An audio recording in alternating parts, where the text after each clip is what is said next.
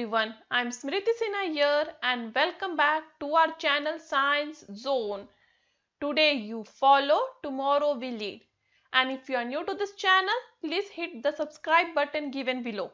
And don't forget to press the bell icon for latest videos and notifications. If you have missed our previous videos, you can click on the I button given above or check our playlist for the video which you want.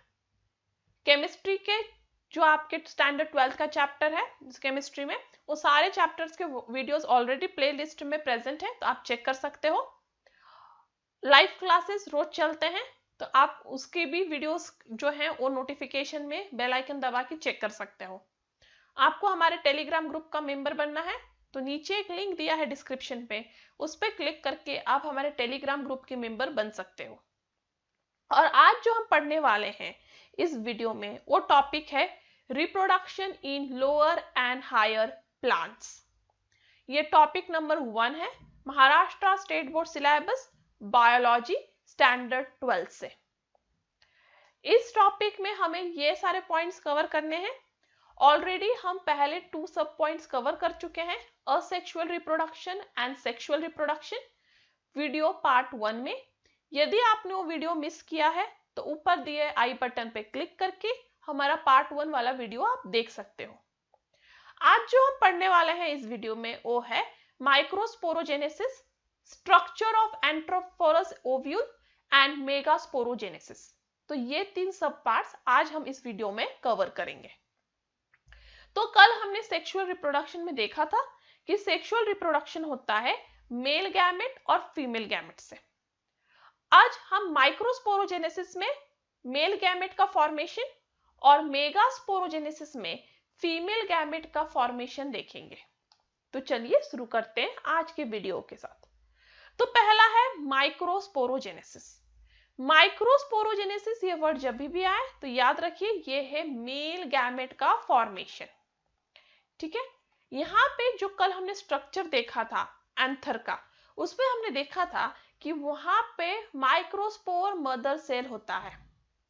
अब ये microspore mother cell anther में जो present था वो divide होगा, microspore mother cell that is MMC, वो divide होता है बाय मियोसिस। ओके, तो मियोसिस से डिवाइड होगा और फॉर्म करेगा 4 हैप्लॉइड माइक्रोस्पोर्स।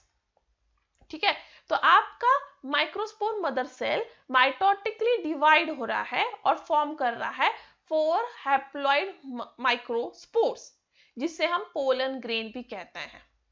और यहां से शुरुआत होता है मेल गैमेट के फॉर्मेशन का। तो स्ट्रक्चर ऑफ माइक्रोस्पोर क्या है?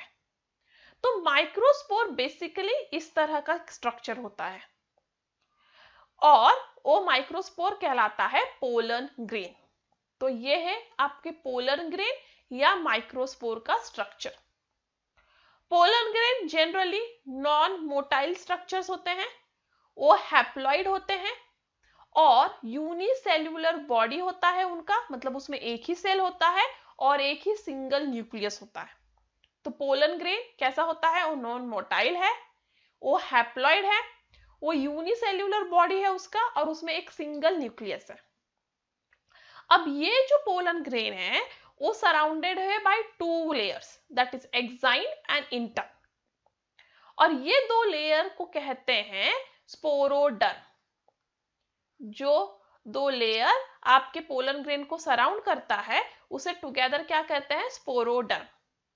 जो आउटर लेयर है उसे कहते हैं एक्साइन। ये एक्साइन एक थिक लेयर होता है और बना होता है बहुत ही कॉम्प्लेक्स, नॉन बायोडिग्रेडेबल, मतलब वो जल्दी सड़ता नहीं है, वैसे सब्सटेंस से बना होता है जो कॉम्प्लेक्स है, नॉन बायोडिग्रेडेबल है और कहलाता है स्पोरोपोलिनिन। तो ये एक्साइन किससे बना है? स्पोरोपोलिनिन से, जो कॉम्प्लेक्स है और नॉन बायोडिग्रेडेबल और बहुत ही थिक होता है।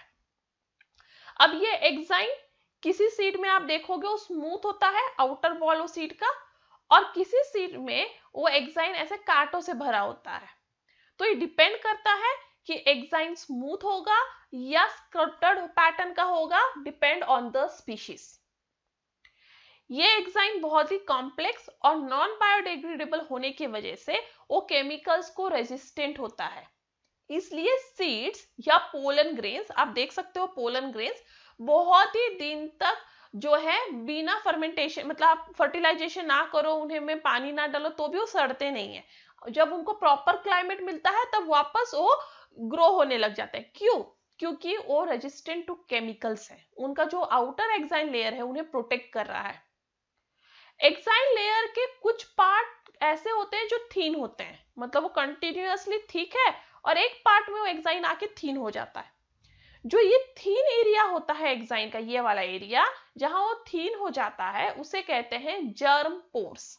उसे क्या कहते हैं? जर्म पोर। अब ये जर्म पोर का यूज क्या होता है? ये जर्म पोर इसलिए प्रेजेंट होता है कि जब आपका पोलन ग्रेन फर्टिलाइजेशन के लिए जब वो तैयार होगा तब उसमें से एक पोलन ट्यूब निकलता है और ये पोलन ट्यूब इस जर्म पोर के थ्रू बाहर आ पाता है। तो ये आपका एक्साइन है जहां पे ये एक जर्म पोर है और अंदर से जो पोलन ट्यूब आने वाला है बाहर, वो इस जर्म पोर के बाहर आने वाला है। इसलिए एक्साइन में एक छोटा सा ओपनिंग है जिसे हम जर्म पोर कहते हैं और इसका यूज है for the growth of pollen tube during germination. जो अंदर का वॉल है पोलन ग्रेन का, ये वाला अंदर वाला वॉल, ये अंदर वाला वॉल जो है वो थीन होता है और उसे कहते हैं इंटिन, और वो बना होता है सेल्यूलोज एंड पेक्टिन का। तो ये है स्ट्रक्चर ऑफ पोलन ग्रेन और माइक्रोस्पोर। अब हम मूव करते हैं डेवलपमेंट ऑफ मेल गैमेटोफाइट की तरफ। तो मेल गैमेटोफाइट क्या है? आपका पोलन ग्रेन। अब वो डेवलप कैसे होता है? तो पोलन ग्रेन जो है वो बिगिनिंग होता है for formation of male gametophyte. तो मेल गैमेटोफाइट बनने का जो बिगिनिंग है कहां से है? पोलन ग्रेन से। अब ये था आपका pollen grain, that is structure A.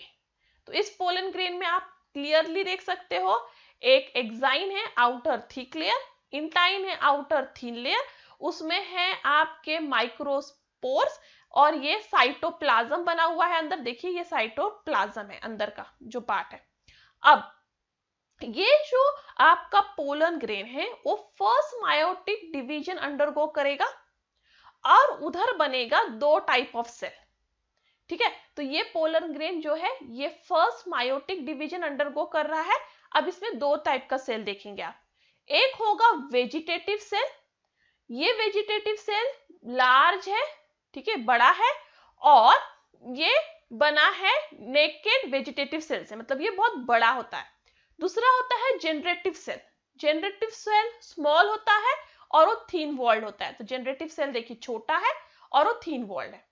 तो आपका pollen grain first meiotic division undergo करेगा और दो सेल बनाएगा, एक वेजिटेटिव सेल जो बड़ा है और एक जनरेटिव सेल जो छोटा है। वेजिटेटिव सेल क्या रोल प्ले करता है? Vegetative cell rich in food होता है, बट वेजिटेटिव सेल में एक इरेगुलर शेप न्यूक्लियस होता है। तो ये है आपके वेजिटेटिव सेल का इरेगुलर शेप न्यूक्लियस, और ये वेजिटेटिव सेल में फूड होता है जो न्यूट्रिशन देगा मेल गैमेटोफाइट को। अब जनरेटिव सेल जो है, ये जो जनरेटिव सेल है स्ट्रक्चर सी में आप देख सकते हो, ये generative cell along with its nucleus flow करता रहता है आपके वेजिटेटिव सेल में। तो ये आपका इतना बड़ा वेजिटेटिव सेल है जिसमें एक इरेगुलर न्यूक्लियस प्रेजेंट है। इस वेजिटेटिव सेल में आपका छोटा सा generative cell with its nucleus वो फ्लो होता रहेगा। अब सेकेंड मायोटिक डिवीजन सिर्फ और सिर्फ जनरेटिव सेल से कंसर्न है। तो सेकेंड मायोटिक डिवीजन में ये जो आपका जनरेटिव सेल है वो डिवाइड हो रहा है, ठीक है, बाय मायोटिक डिवीजन में वो डिवाइड हो रहा है और बना रहा है दो नॉन मोटाइल मेल गैमेट्स। तो आप सी से डी में देख सकते हो आपका जनरेटिव सेल डिवाइड होने लगा है और ई में उसने बनाया है डिवाइड होके दो मेल गैमेट्स। तो ये सेकेंड जो है मायोटिक डिवीजन में होता है, जो सिर्फ और सिर्फ जनरेटिव सेल डिवाइड होता है और जनरेटिव सेल जो आपके दो जनरेटिव सेल है वो बनते हैं। ठीक है, तो एक जनरेटिव सेल दो में डिवाइड होता है और बनाता है फाइनली दो मेल गैमेट्स।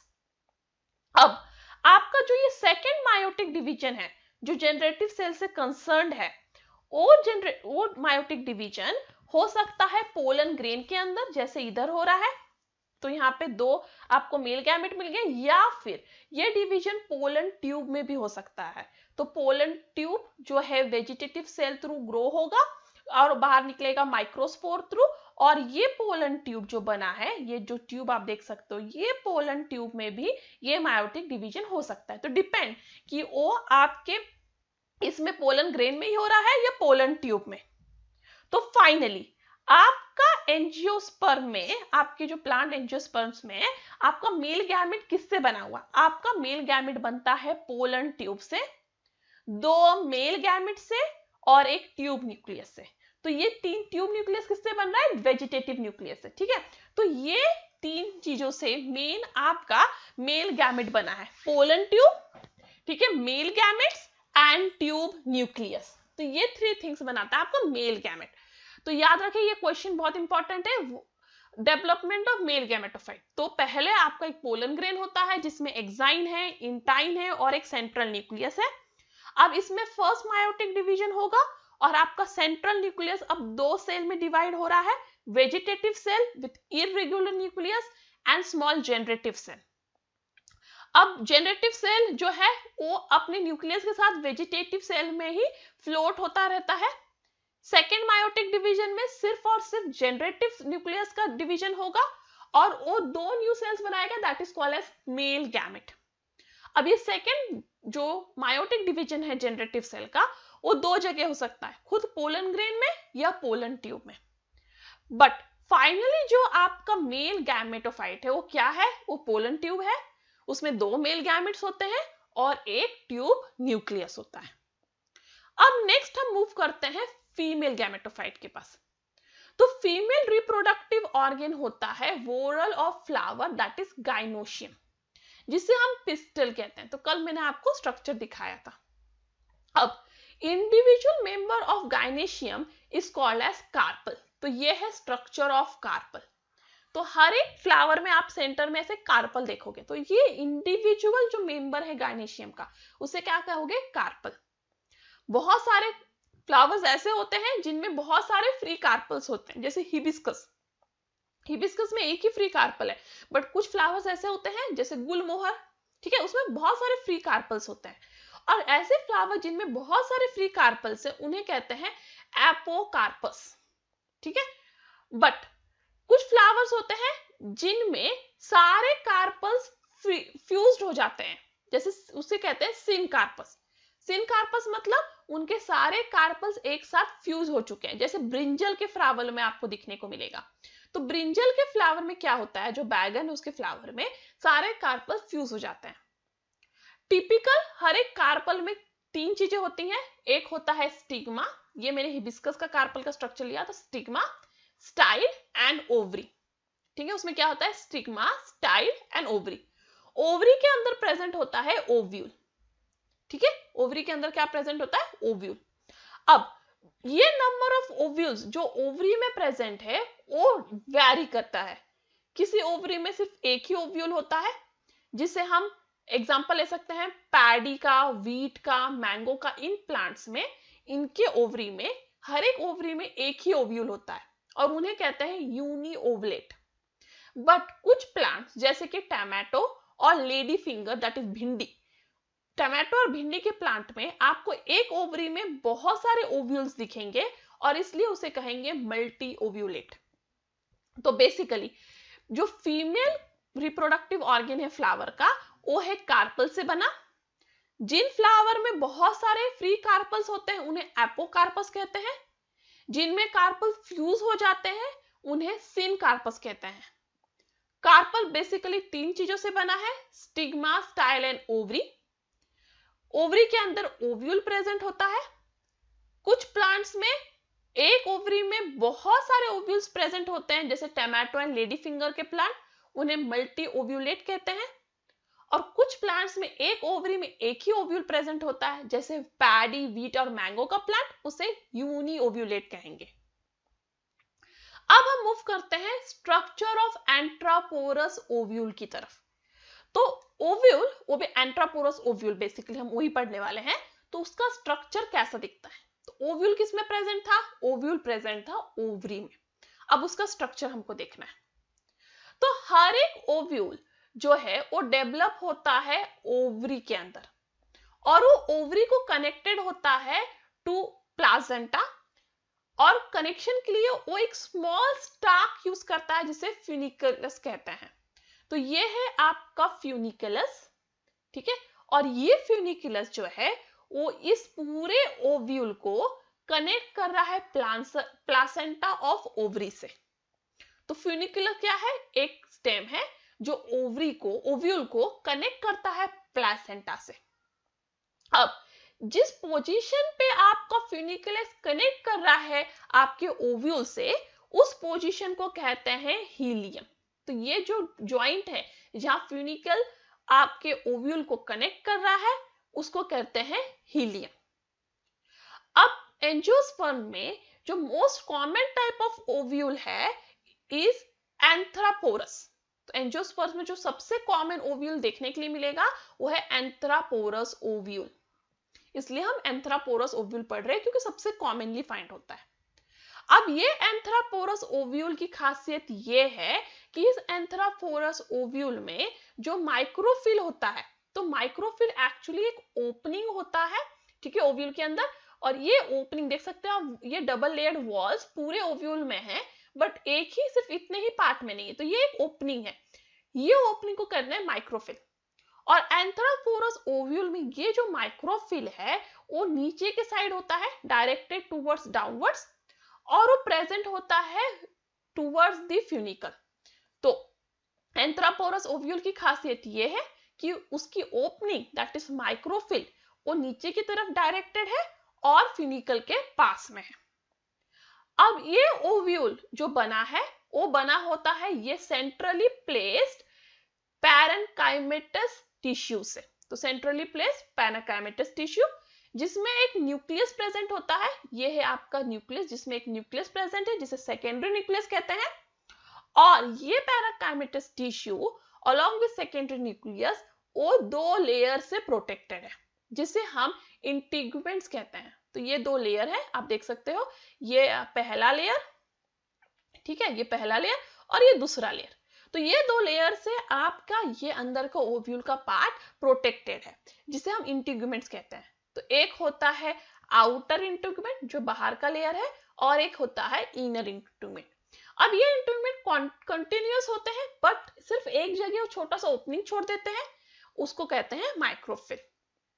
अब नैरो ओपनिंग जो है जो ओव्यूल के एंड पे है, अपेक्स पे है, उसे हम क्या कह रहे हैं? माइक्रोफिल।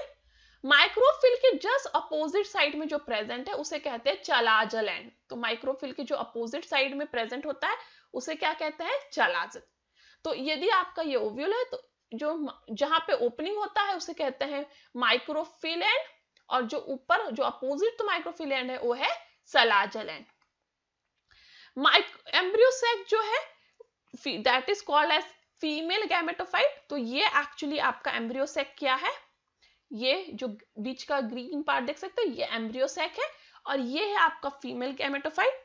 ये ओवल इन शेप होता है, मल्टी सेल्यूलर होता है विथ न्यूक्लियस। तो याद रखें आपका जो एंथ्रोपोरस ओव्यूल है उसका जो एम्ब्रियो सैक है वो है 7 सेल, इसलिए उसको मल्टी सेल्यूलर कहा है। तो आप देख सकते हो ये 1 सेल, ये 2 सेल, ये 3 सेल, ये 4 सेल, ये 5 सेल, ये 6 सेल, ये 7 सेल। तो 7 सेल है और 8 न्यूक्लिएटेड होता है। 8 न्यूक्लिएटेड कैसे?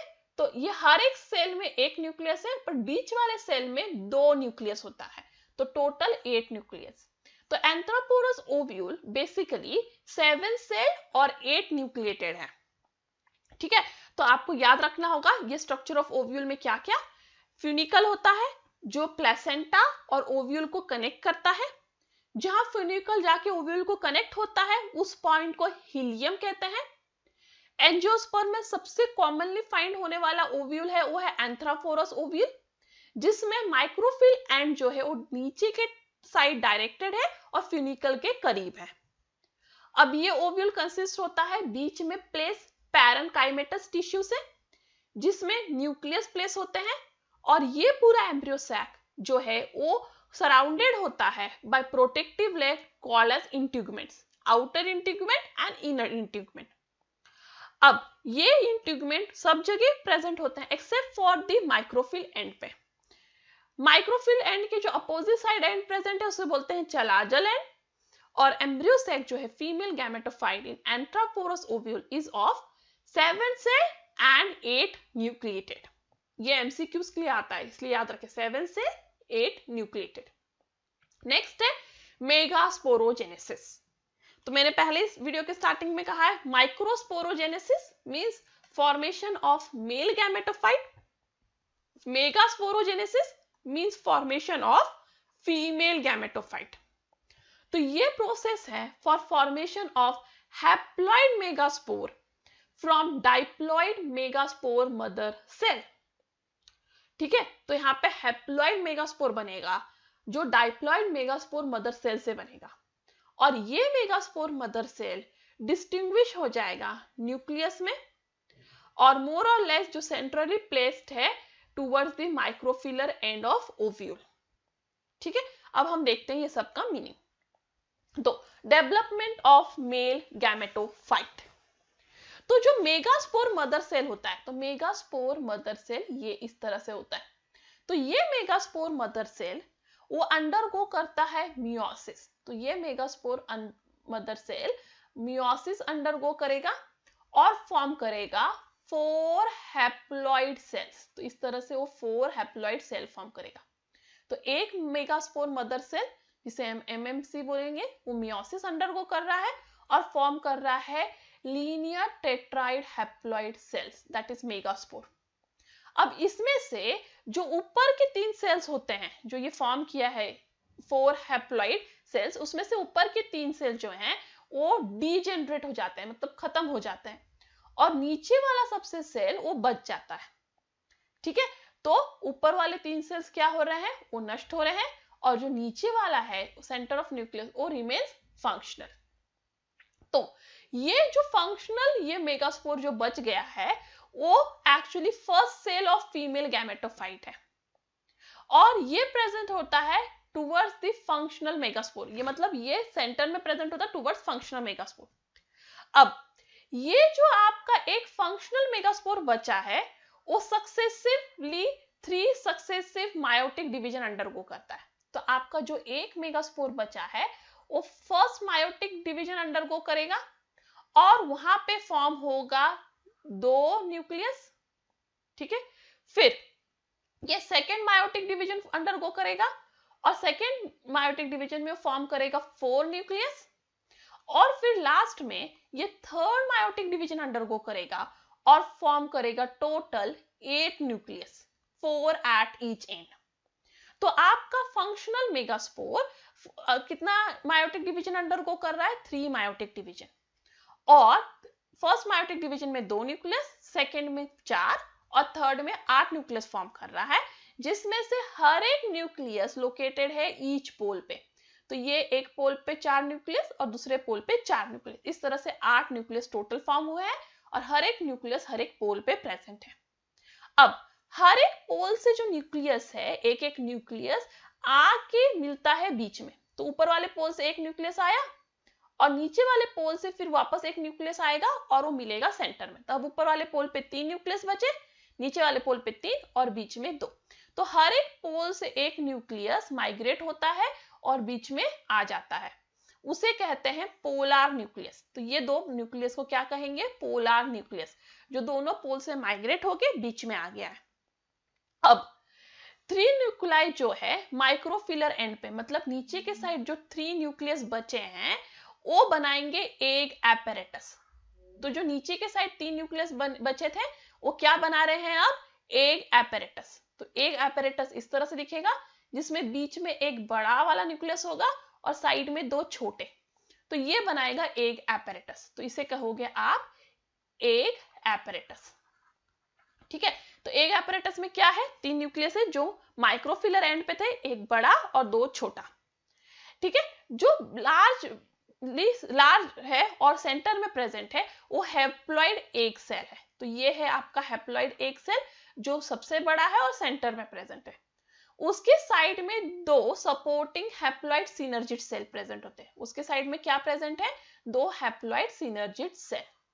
अब ये सिनर्जिड सेल का काम ये है कि ये सिनर्जिड सेल में, हर एक सिनर्जिड सेल में यहाँ पे हेयर लाइक प्रोजेक्शन होता है, इस तरह से।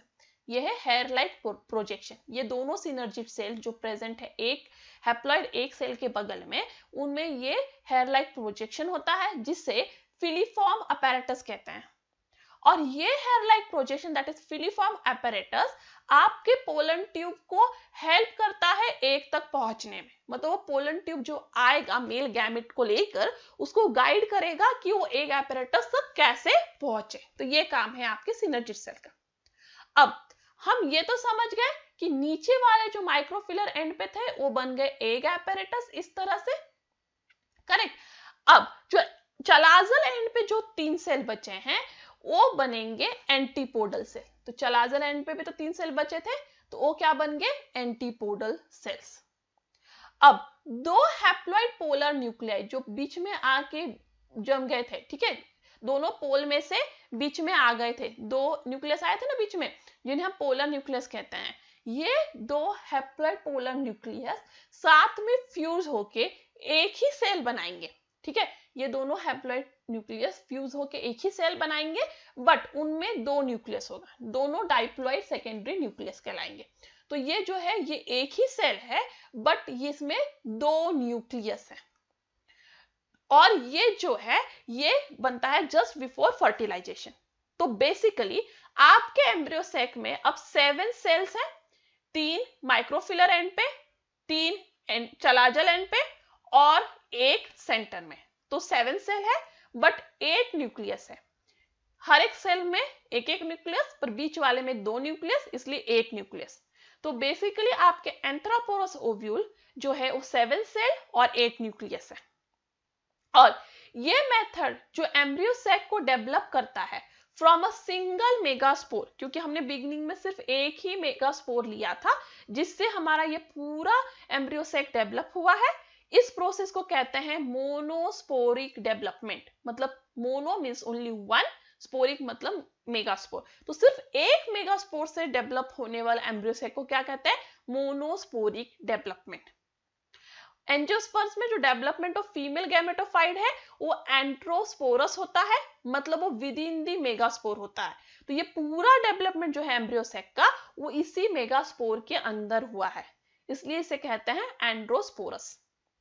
फीमेल गैमेटोफाइट जो ये तैयार हुआ है ये कलरलेस होता है, एंडोस्पोरिक होता है और ये कंसील्ड होता है इन ओव्यूल इनक्लोज्ड बाय ओव्यूल। तो ये पूरा एम्ब्रियो सैक जो डेवलप हुआ है अभी, ये किसमें प्रेजेंट है?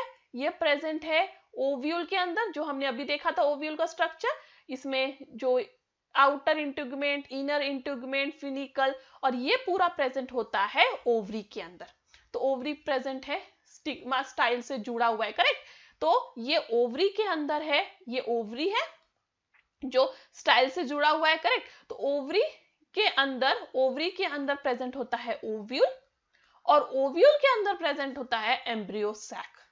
तो इतना ज्यादा प्रोटेक्शन है उसको, ये पूरा फीमेल गैमेटोफाइट को। तो ये फीमेल गैमेटोफाइट एम्ब्रियो सैक जो ओव्यूल के अंदर प्रेजेंट है और ओव्यूल ओवरी के अंदर। तो एक बार क्विक रिवीजन ले लेते हैं फीमेल गैमेटोफाइट को फॉर्मेशन का, जो डायग्राम आपके टेक्स्ट बुक में दिया है उससे।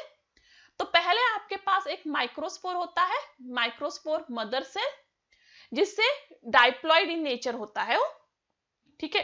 तो आपके पास सबसे फर्स्ट होता है माइक्रोस्पोर मदर सेल, जिसे MMC से भी डिनोट कर सकते हो, और डाइप्लॉइड इन नेचर है। वो फर्स्टली मियोसिस अंडरगो करेगा और फॉर्म करेगा 4 हैप्लॉइड मेगास्पोर्स। तो उसने अपने जैसे दिखने वाले 4 हैप्लॉइड मेगास्पोर्स को जनरेट किया, जिसमें से पहले 3 जो हैं वो डीजनरेट हो जाएंगे और जो सबसे लोएस्ट वाला है वो बचेगा एम्ब्रियो सैक बनने के लिए। तो ये मेगास्पोर रहेगा, एक्टिव मेगास्पोर या एम्ब्रियो सैक या हैप्लॉइड इन नेचर।